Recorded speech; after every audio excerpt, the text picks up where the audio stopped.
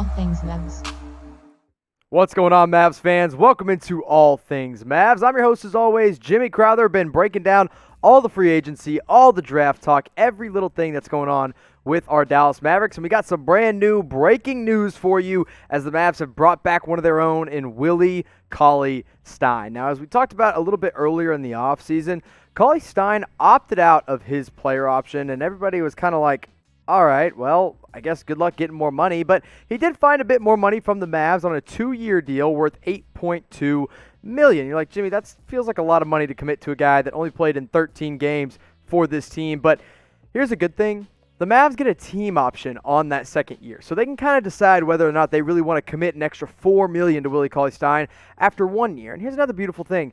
Willie Cauley-Stein's still just in his 20s, and he has a lot of time to develop with this team. Now, remember, he did not play in the bubble because his kid was being born. So he had a pretty valid reason not to be there and be there for the birth of his child. And I think he would have helped out this Dallas Mavericks team a lot against the Los Angeles Clippers team who was kind of bullying them around and was also able to clean up on the glass nicely. Now, Cauley-Stein, in his limited time with the Mavs, was able to finish a lot of lobs from Luka. He rebounded the ball well, and he plays hard on defense. I think the biggest problem was that he never actually learned Rick Carlisle's system, so Rick Carlisle didn't trust him to play him enough. But now, with a whole year under his belt and an offseason where we've seen him working really hard on his jump shot as well, I think he'll be used pretty well in this Mavericks system. So give me your one-word reaction to Willie Cauley-Stein coming back to the Dallas Mavericks on a 2-year deal with a team option on the second year. I'm not going to say ecstatic or amazing or wow or anything like that, but I'm going to say satisfied because the Mavs needed another big man, and that's what they get in Willie Cauley-Stein. They bring him back, and he's able to fill a role for the Mavs that they didn't currently have. So what I'm going to do is I'm going to make this question the pinned comment on this video, so you're probably getting a YouTube ad break. That gives you enough time to scroll down and give me your one-word reaction.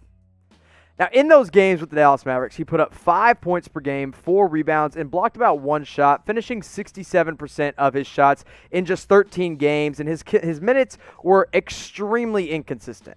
One night, he'd play about 15 minutes, and then the next night, you wouldn't see him for more than 2 minutes on the floor, even with injuries.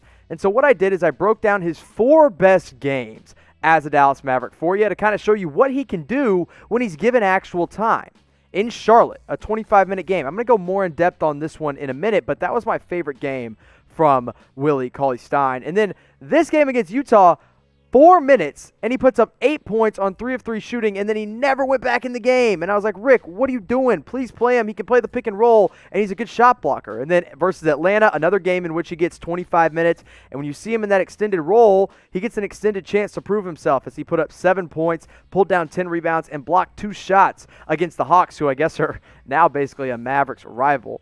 Against the Washington Wizards, he plays 8 minutes, puts up 6 points, pulls down 5 boards, blocks a shot in that one as well. And then in Denver, in that, I believe that was the last game before the shutdown, he plays 10 minutes. You get the double-digit minutes, 6 points, 7 rebounds, doesn't miss a shot. So when Cauley-Stein got his chances in Dallas, he made the most of them. And I think with a full year and a full year of gaining the trust of Rick Carlisle, you will see him be more productive in this Mavs system. They obviously believe in him because they gave him a 2-year deal. So there's obviously some potential there for something to truly work. Now, one thing that does work is wearing your Dallas Mavericks mask. When you go to chatsports.com/Mavs mask, you can pick yours up today. You can get 1, packs of 2, packs of 3, or packs of 4, all available at this link you see right here, chatsports.com/Mavs mask. Go check them out. And, you know, with the holidays right around the corner, this is an easy little stocking stuffer to get someone for the Mavs fan in your life. And, hey, basketball is back in a month from today, and that means we're going to be able to go to the American Airlines Center, but only if you got a mask, and I have a feeling Mark Cuban's going to make you wear a Mavs mask when you go in too, so go check them out, chatsports.com/Mavs mask.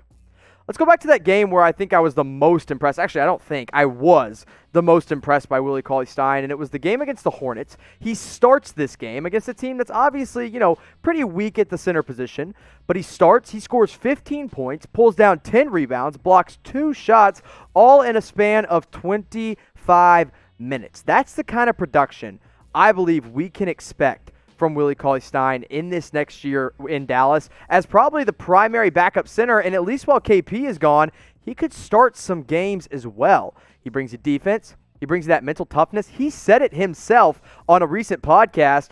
he's ready to go in there and, quote, goon it up. So he'll do whatever it takes to win a game, and that's something this Dallas Mavericks team needs. So you know what? For a 2-year deal for part of the mid-level with the team option on the back half, I'm all about it.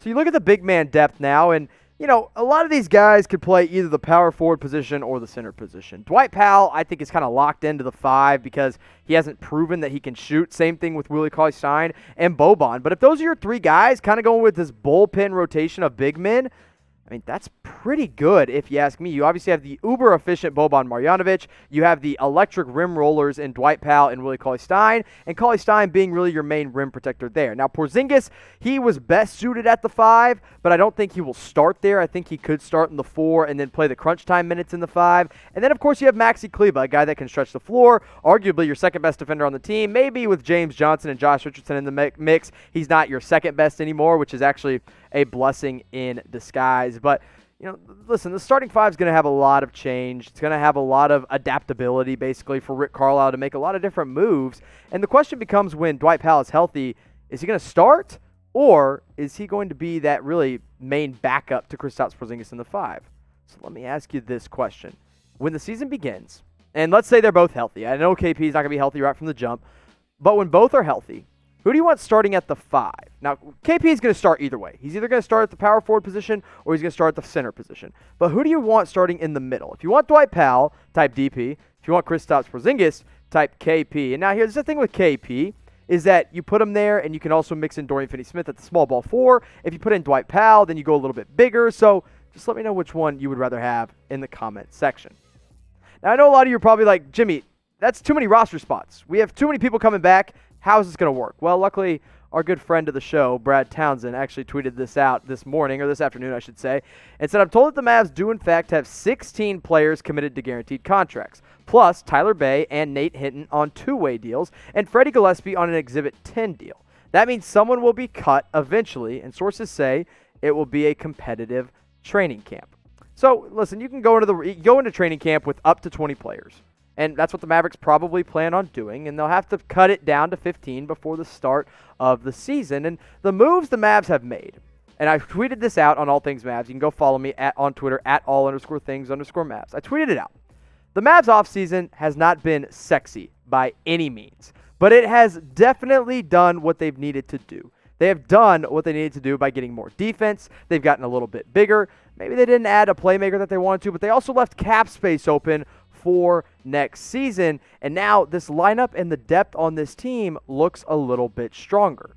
And when you kind of look at the starting 5, now you got Luka Doncic in there at the point guard position. Tim Hardaway Jr. is probably still your starting 2. Maybe you slide him to 3 and Jay Rich to the 2, but either way, those guys are kind of interchangeable. Maybe you have Dwight Powell starting in the middle, maybe KP starting in the middle. Maybe some nights you want more rim protection, you throw Cauley-Stein in the middle. Maxi Kleber coming off the bench for defense. Dorian's off the bench for defense. You're getting a full year of Trey Burke in this offensive system as your true 6-man. Jalen Brunson's going to be healthy again. Now you have James Johnson to kind of be a goon off the bench. You want to see what Wesley Iwundu can do defensively. That's a strong option as well, kind of as your 15th man. You have the veteran leadership of Boban and JJ Barea, and things are, they're looking up for this Mavs team. I know a lot of y'all are like, well, why didn't we go get the big guy? Listen, the Mavs had $9 million to spend on the mid-level. That's not a lot of money. That's not enough money to go chase a true star. So they used their money well. They used their trade assets well. They dumped Justin Jackson and DeLon Wright, and things are trending in the right direction. The main thing for this Mavs team now is you just got to go out and get healthy. So again, not a sexy offseason for the Mavs, but I think it's been a smart offseason for the Mavs. And if you want more Mavs coverage, make sure you subscribe today to youtube.com/allthingsmavs. And do one thing for me. You made it all the way to the end of the show, so I want you to grade this Mavericks offseason. This combines free agency. This combines the 2 trades they've made and the re-signings of Burke, Barea, and Willie Cauley-Stein, and the addition of Wesley Iwundu as a bit of a flyer-type guy. Go ahead and grade it for me in the comment section. I'm going to give it a B because I think they did what they needed to do, but didn't make quite the splashy moves I was ready for the Mavs to make. So I'm not ready to bump it all the way up to an A, but let me know what you guys think in the comment section below.